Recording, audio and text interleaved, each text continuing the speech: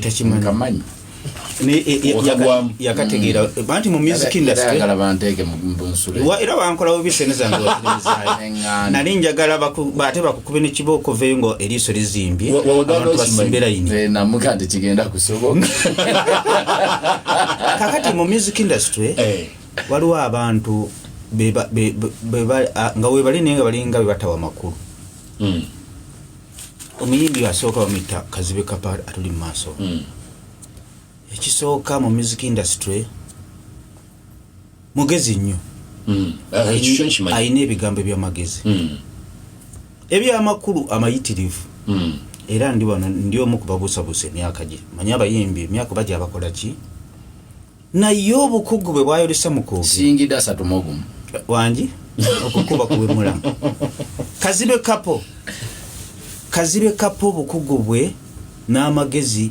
birabikira ng'ayogera eri abantu nga balina ensonga gy'ayogerako omuli yange enjogera yayisajja kikulu weebale nnyo naye obukugu bwe tebulina bwe bulabikira mu kuyiiya ng'awandiika ennyimba ne mu nnyimba ze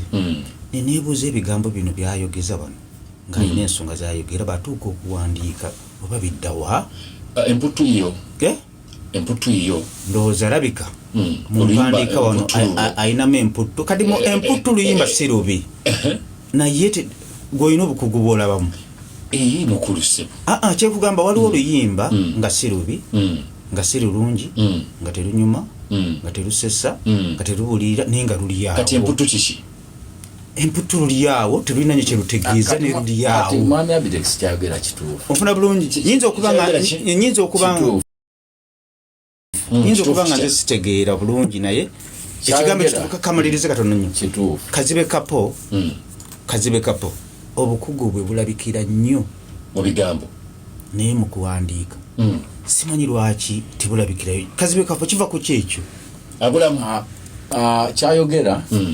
bino ebintu bya ati sina ati yekka buli muntu Katonda gwe yateeka mu nsi yamuwa okuyitibwa kwe calling yes era bangi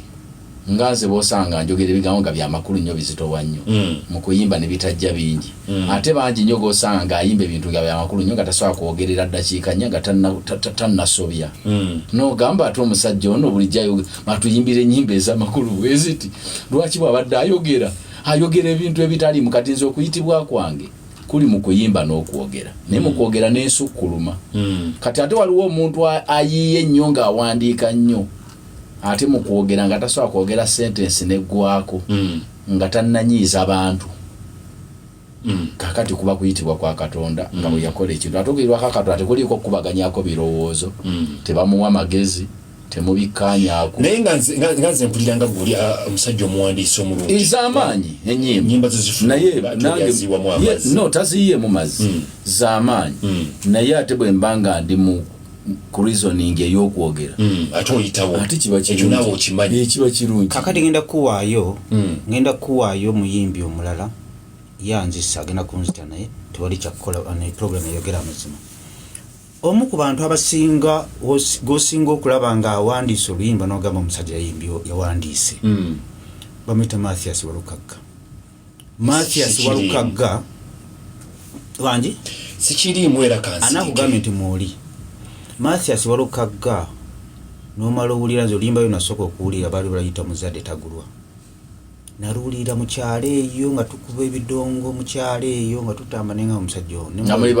nga tukyali baana bato ofuna bulungi omanyi nze Saara kulimba omusajja gwe bayita Mathias Walukagga Mukama yamutonda bulungi akula bulungi nnyo naye nga nkulayirira Mathias Walukagga ayingira enkaaga naye nze simanyi myaka abayimbi kyegyabakola nze gwolaba naliko ekateera nempangisa Mathias Walukagga generator mwalimu akawala ako soka alina nga akabina kanene nnyo kayimbako ne mabirizi kaafa akawala bakayitangaani ng'ali mabega wa edda bayinanga zikateni esaike ng'akutte ekita exercise book nali mbapangisiza ka generator mu nnyenda awo Mathias Walukagga yajja n'ayimba ebigambo nga sibuulirangako era namugamba ebigambo bino nti ogenda kubeera muyimbi wa kabina kimugamba ekateera naye nga mukulu muzibu amazima ga Katonda nze abantu abatafaanana myaka kamba kugambe ba artist abatafaanana myaka gyabwe kama yabatonda bulungi ate zisimanyi benvoine negana emyaka abayimbi mu kwegana emyaka gyabakola ki asooka bamuyita Masias Walukagga omulala kazibe kapasa akulimba sagala kulimba simanyi myaka gye naye ng'emyaka agitina okutali musango omulala bamuyita Geoffrey Lutaaya omulala bamuyita Aruna Mubiru anti Aruna Mubiru lwalujjako enkofiira lwolaba emyaka gye emituufu ekyo nakyo sikiri kakati mbadde nkugamba Masias Walukagga obukugu bwe bulabikira mu kuwandiika muzadde tagulwa bakoowu amanya ga Kabaka abeera mu ssufu naye baatuuka okwogera naye lwaki tugenze ku mirama tugende mpolampola ndeese nsoose Kazibe Kapo ne mugamba obukugu balina ebigambo ebigumu ate ebyamagezi ofuna bulungi Masias Walukagga baba ayogera oddako mabega n'ogamba nti yono Masias Walukagga omuyimbi oba ennyimba bamuwandiikira mpandiikire bagenze ne bamugamba ate n'ekirala Katikkiro yayogerako Kolomo nti weewalanga nnyo okubanga okwogera endowooza yo eri ku sipiidi ennyo kusinga okwogera ayina engeri gye yakireetamu nga